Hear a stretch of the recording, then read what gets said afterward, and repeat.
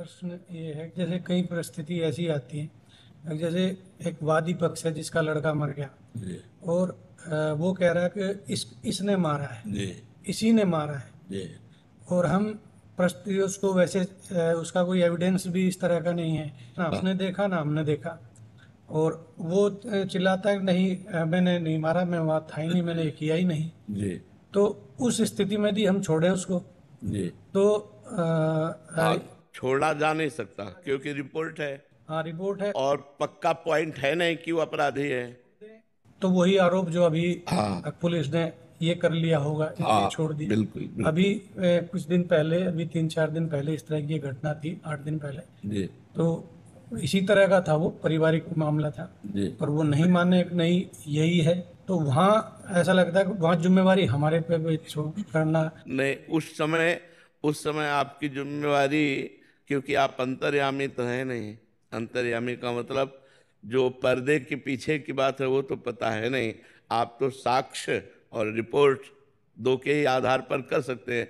साक्ष्य मिले और जिसके नाम रिपोर्ट किया गया है। अब जैसे वो निरपराधी है और रिपोर्ट हुई तो आपको उनको पकड़ना पड़ेगा, उनको ले। ये उसका प्रारब्ध है।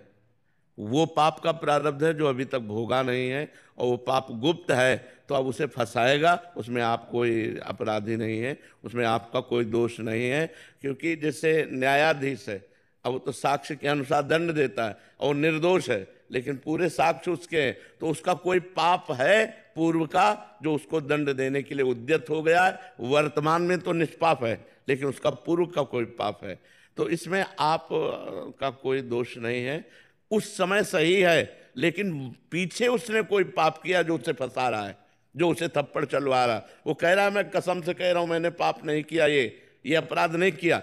पक्का हम भी कह रहे हैं उसने नहीं किया, लेकिन उसको डंडे चलेंगे, उसको पिटना पड़ेगा तब तक जब तक उसका अपराध मोचन नहीं हो जाएगा जो गुप्त पाप हुआ है। जिस पाप को प्रकाशित नहीं किया गया और उसका प्रायश्चित नहीं हुआ, वो पाप उसे फंसाएगा, उसे डंडा लगेंगे। और जब उसका पाप खत्म हो जाएगा तो साक्ष्य मिल जाएगा कि यह निर्दोष है और उसे छोड़ दिया है। उसमें आप दोषी नहीं है, क्योंकि आप रिपोर्ट और साक्ष्य के अनुसार ही पकड़ते हैं। आप कोई अंतर्यामी तो है नहीं कि हमने ध्यान किया और हमें पता चल गया ये निर्दोष है या ये दोषी है। उसके तो भगवान ही अंतर्यामी है, वही प्रेरक है। तो आप अपने साक्ष्य के अनुसार करेंगे तो उसमें कोई दोष नहीं होगा। अब इसी में आपको अर्थ दे दिया जाए और कहा जाए इनको, वो गड़बड़ हो जाएगा। आपको रिपोर्ट की गई तो अपने रिपोर्ट के अनुसार कार्य करने में आपको कोई दोष नहीं। लेकिन जब कोई अर्थ आपको दे देगा तो स्पष्ट हो गया कि वो अर्थ बल से उनको दंड दिलाना चाहता है। उसमें हमें सावधान रहना है। बकाया इस पर कोई आप अंतर्यामी नहीं, आपको दंड देना ही पड़ेगा। तो उसको जो निर्दोष होने पर दंड मिला, ये पूर्व का कोई पाप है, उसको भोगना पड़ेगा। आप उसमें कुछ नहीं कर सकते, आपको करना ही पड़ेगा। अगर आप नहीं करते हैं तो आपके ऊपर ब्लेम लग जाएगी कि उस पार्टी ने आपको अपने अधीन करने के लिए कुछ किया है। तो इसलिए आप इसमें निर्दोष हैं, इसमें तो हमें कोई दोष नजर नहीं आ रहा है।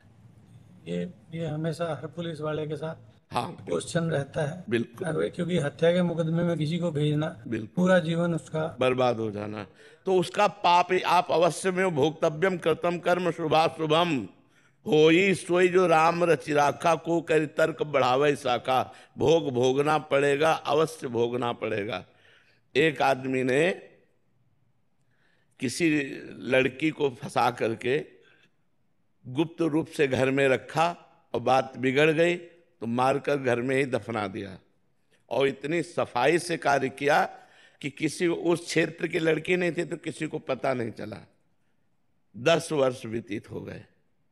सामने स्वर्णकार का मकान था, तो कुछ राजकीय कर्मचारी उसके यहाँ आया करते थे, स्वर्णकार के यहाँ।